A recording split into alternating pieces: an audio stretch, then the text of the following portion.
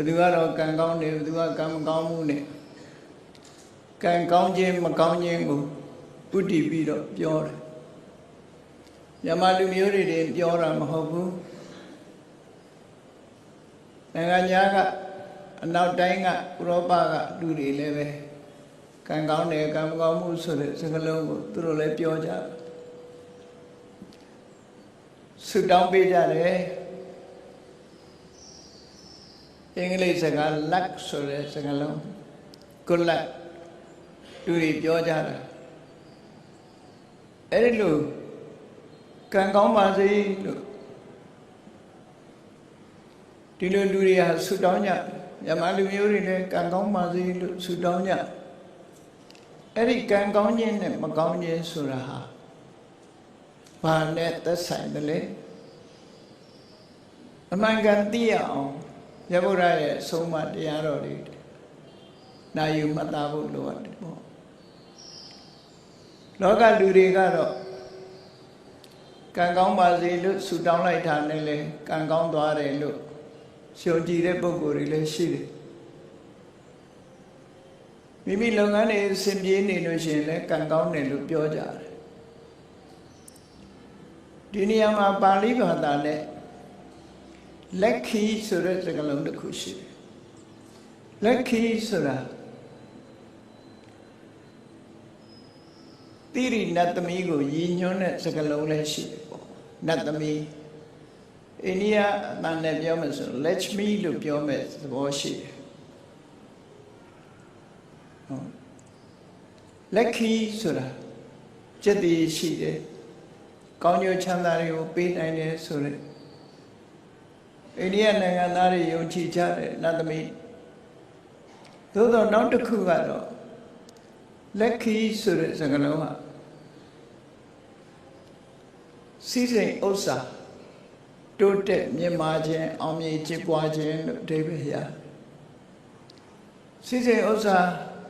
တိုးတက်ခြင်းအောင်မြင်ကြီးပွားခြင်းကိုလည်းလက်ခီလို့ခေါ်တယ်အဲ့ဒါလို့လောကမှာစီးစိမ်ဥစ္စာတိုးပွားခြင်းအောင်မြင်ခြင်းကိုကံကောင်းတယ်လို့ပြောလို့ရှိကြတယ်ပေါ့အဲ့ဒါလို့ကံကောင်းမှုရာအတွက်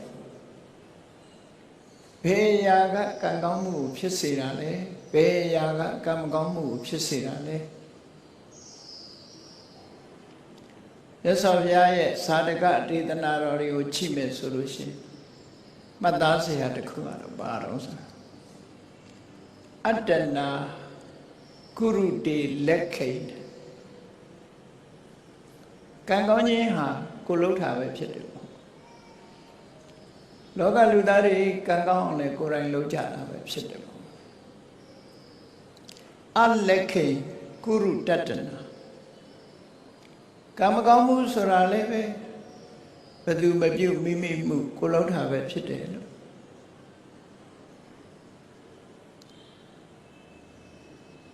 နာဟိလက်ခိန်အလက်ခိန်ဝါအညောအညတ္တကာရကကံကောင်းမှုကံမကောင်းမှုဆိုတာတစုံတစ်ယောက်သောပုဂ္ဂိုလ်ရဲ့ကံကောင်းမှုတစုံတစ်ယောက်သောပုဂ္ဂိုလ်ရဲ့ကံမကောင်းမှုတွေတခြားသူတစ်ယောက်ကလှုပ်တာမဟုတ်ဘူးတဲ့ကိုယ်တိုင်ပဲလှုပ်တာဖြစ်တယ်လို့ဆိုတာဒီဒေသနာ